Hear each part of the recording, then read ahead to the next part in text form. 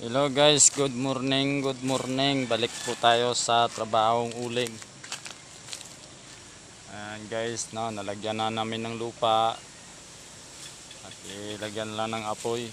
Pero guys, tigdagan pa namin ng lupa to sa taas. Ayan, malaki pang kulang ng lupa to at maglagay ko ng apoy. So, dagdagan muna namin ng lupa guys. Panoorin nyo guys. Panoorin nyo po yung paglagay namin ng apoy kung paano. Okay guys, dagdagan namin ng lupa to.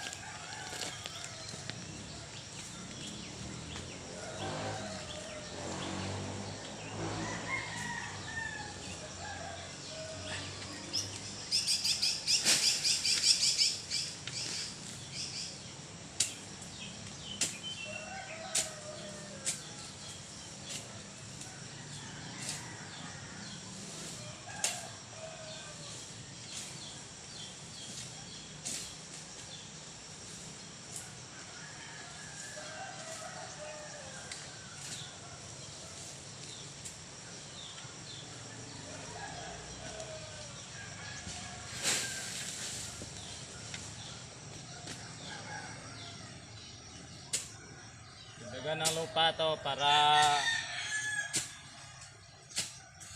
lagyan ng apoy pagkatapos buhay magsasaka maaga pa. Nandito na kami sa trabaho namin.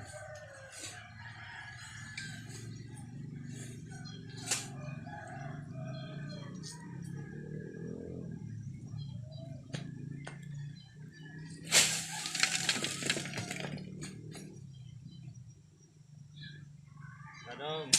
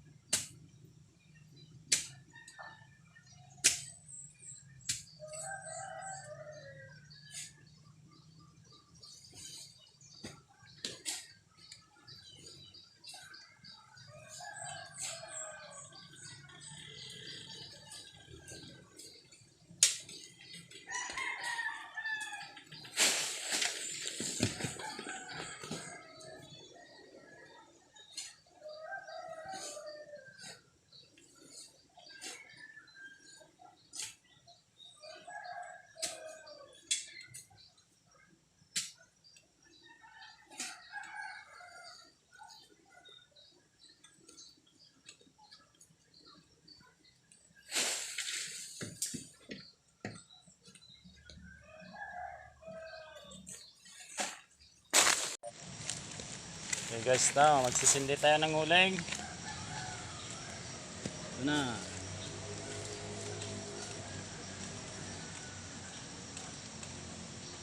Pang mamatay to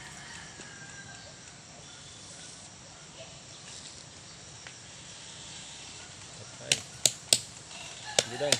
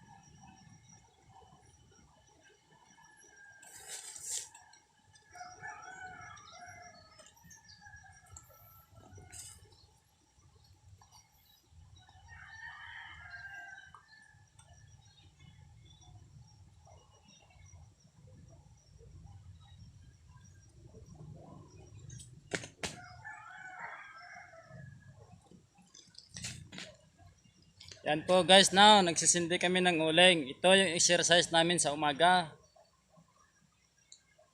Shout out pala dyan sa lahat ng mga nanonood, sa mga viewers dyan. Kung sino nakarelate sa trabaho na ito, i-comment lang dyan sa baba. Kung nakaranas na kayo sa ganitong buhay, sobrang hirap, lalong lalo ng tag-init. Kawawa na to nga eh. Ito yung kasama ko eh. Lagi nagrereklamo. Napagod na daw siya at sumasakit na yung likod. Sa kakahakot ng kahoy. Baka may maawa na ano dyan. Baka naman merong may tutulong dito. Kahit kunting bigas lang.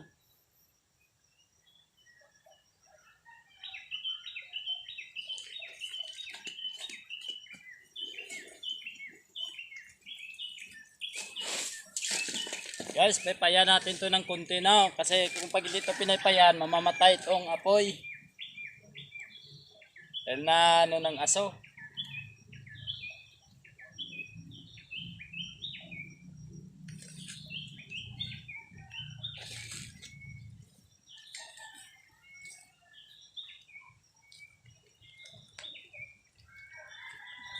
Ayan na guys na. Umaaso na. Mukhang dami-dami ng aso niya. Mamaya panoorin nyo pa po guys. Kasi lalagyan pa namin ulit ito ng lupa.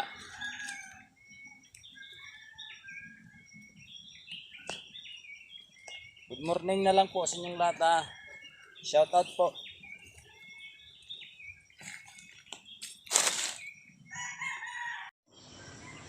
Oh, ito yung exercise namin sa umaga. Di ba? Maaso na. Napakalakas ng aso niya. Ito ba yung sesyonan sa umaga? Kita mo yung hanap buhay. Oh. Okay, guys, na. Abangan na lang natin to. Paunti-unti. Papakita natin to sa inyo lahat. Oh, yan ha. Yan po yung uling namin.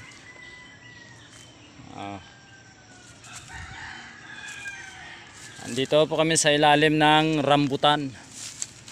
Ito yung rambutan na to, namulaklak na to. So malapit na magbunga. Ito po ay nasa gitna kami ng farm. Okay. Dong.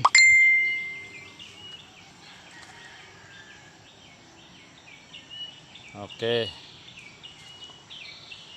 Ayan guys ha, mga prutas yan lahat ang natitira dito.